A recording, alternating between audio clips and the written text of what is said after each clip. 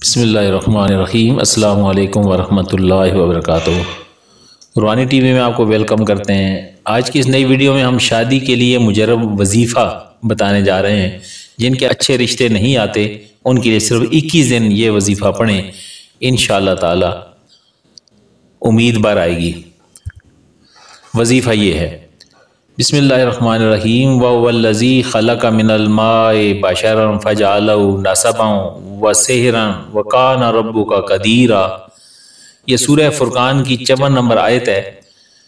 अगर किसी के बेटे या बेटी का निकाह अक़द ना होता हो तो इस मकसद के लिए ये आयत 21 दिन तक 313 बार बाद नमाज इशा अव्वल आखिर दुरूशी पढ़कर अपने मकसद के लिए दुआ करें, इंशाअल्लाह ताला मुराद पूरी होगी।